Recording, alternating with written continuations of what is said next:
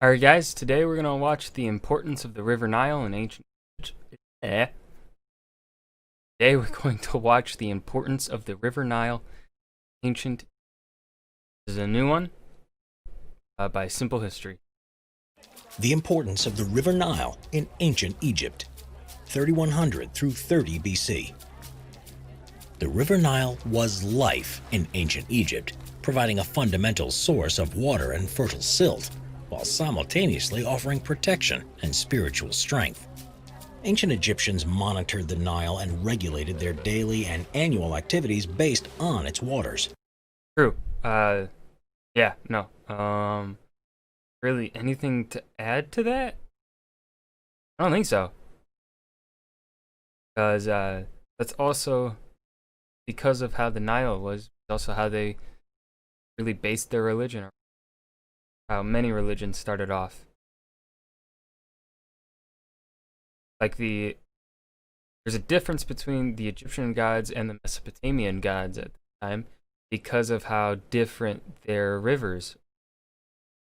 I can't remember the name of the rivers in Mesopotamia. Euphrates is one of them, right? Right? But because of how the Nile was, they had different gods. Well, the attitude, how they viewed the gods, was different. The Nile River, which extends for more than 4,100 miles northward through the African continent, is the world's longest river. The Nile River Delta, an area that extends for roughly 100 miles, served as a strategic port and hub of life in ancient Egypt. Yeah, there was past that green, there's like no life. Out here, no one lived. It's all pretty much right here. All along the river. Within the delta itself, the Nile splits to form the Rosetta branch and the Damietta branch, which run west and east respectively. From as early as 8,000 to 6,000 BC, people began permanently settling in the Nile Valley. The regularity of the Nile's floods often brought nutrient-rich silt to areas along the river's banks, a valuable resource farmers used to grow grains like wheat and barley. Yeah, that's also very important too as to how life in Egypt evolved. The Nile had regular flooding season. It was it's a pretty predictable river floods. This dynamic made Egypt one of the most fertile regions in the ancient world. By roughly 3500 BC, Egyptians began tracking the Nile using nilometers. Initially, nilometers were read on columns placed in the river to mark water levels, and priests would keep records. Hey, learned a new fact. Learned a new fact. Can't talk today. Later on, designs included stairs descending into the river itself. Similarly, observers noted the cycles of the Nile. The year was divided according to those cycles, with 3 distinct seasons. During Akhet, or inundation, the Nile flooded. Following this first season, the Peret, or growing season, then took place as the land emerged from the flood. Once the crops were ready, the Egyptians harvested during Shemu, the 3rd season in the ancient Egyptian calendar, when the water was short and the crops were harvested. Farming techniques in ancient Egypt involved manual labor, with the use of some draft animals to plow the land. Wheat was separated by winnowing, using a wooden scoop which was thrown in the air so the chaff was blown away, leaving the heavy seeds in the ground. Grain was used to make bread, porridge, and beer, all foodstuffs fundamental to sustaining life. Farmers also grew cotton, beans, flax, and papyrus. Egyptians began to irrigate with the waters from the Nile, extending the amount of land that could be used for agricultural production. By 3100 BC, canals and dams emerged to channel water throughout the valley. The development of shadoufs, a system of ropes, beams, and buckets to retrieve water from the Nile, allowed people to move water from one channel to another, or to transport water to fields further out. From shadoufs appearing from around 1700 BC to water wheels a millennia later, irrigation continued to expand throughout the Nile Valley. With greater understanding of the Nile came more informed and better coordinated trade practices. The Nile served as the primary transportation route through the region. Egyptians traded amongst themselves, with interaction between the upper and lower regions of Egypt long before unification in roughly 3150 BC. They also traded with Nubians to the south and were able to interact with various other societies by using the Nile. Because Egypt had plentiful supplies of grain, it was able to obtain wood, metal, and luxury items through exchange with Nubians to the south. Yeah, I think that's important in terms of evolution cultures and ancient civilizations, is that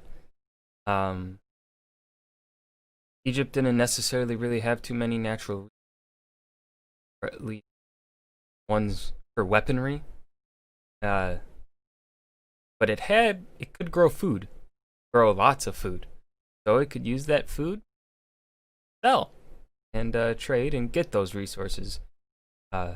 Probably cheaper than what they could have if they tried to actually dig for it. That's my feeling on it. A lot of things based upon accessibility and how expensive it is to get. And contemporaries in locations like Mesopotamia, Greece, and Rome. Because the Nile was so important to life, agriculture, and production, Egyptians connected spirituality to its waters. Yep. A famine or less than fruitful harvest was associated with unhappy gods, their wrath, and a need to appease them. The most closely connected myth with the Nile was that of Osiris, Set, and Isis. Osiris was murdered by his brother, Set, because the latter was jealous of the former's power. By tricking Osiris into a coffin that he then threw into the Nile, Set killed his brother. Osiris's wife, Isis, undertook a search for her husband's body. She found him and left her sister Nephthys to guard the body from Set. Set inevitably found the body, cut it into pieces, and distributed those parts throughout Egypt. Isis and Nephthys went to find all of the pieces and were able to locate everything but Osiris's genitals, which Set had thrown into the Nile. It was eaten by the Oxyrhynchus fish. It was therefore forbidden to eat that type of fish in ancient Egypt. Another god was Hapi, who was the personification of the Nile River, symbolizing water and fertility. He was seen as the god who controlled the annual flooding of the Nile River and was worshipped by everyone in Egypt. Because the pharaohs were seen as gods in mortal form, they were also tied closely to the activities of the Nile. It is said that when the pharaoh Djoser experienced a famine during his reign, he was visited by the god Khnum in a dream. Khnum, connected to rebirth and creation, instructed Djoser to fix his temple in order to end the famine, which Djoser did. As a result, Egypt returned to a state of fertility, and Djoser was heralded as a great king. Getting a lot more information on Egyptian gods than I expected. I was just expecting 7 minutes or whatever on just like agriculture and trade in the region, something like that. Not a lesson on the gods. Oh wow. Egyptians enjoyed protection thanks to the Nile. The Egyptian kingdoms raised many mud brick forts along the Nile that enhanced the defensive capabilities of the kingdom against its southern neighbor, Nubia. Hostilities with Nubia to the south were also mitigated by cataracts, or shallow areas with rapid water, stones, and inlets that prohibited easy movement. As a thriving civilization, Egypt developed within a limited area around the Nile, protected by dry desert all around it. The arid land served as a deterrent to potential invaders and raiders. The Nile was also a source of recreation and fun. Swimming and games in the Nile were common, as were boat races and riding the rapids. Fishing in the Nile could be an activity to obtain food, or part of a day relaxing near the river. Egyptians would fish with spears, nets, and baskets made out of papyrus. The Nile River was not without any dangers, however, as many wild animals lurked in its waters. Crocodiles and hippopotamuses were the scourge of the waters, wreaking havoc and devastation. As the father of life and the mother of all men, the Nile was intertwined with aspects of life in ancient Egypt. The first-century Roman author Seneca the Younger described the Nile as unique and exceptional. The power and importance of its waters has been recognized since ancient times, and the status of the Nile as an Egyptian lifeline was realized, welcomed, and praised.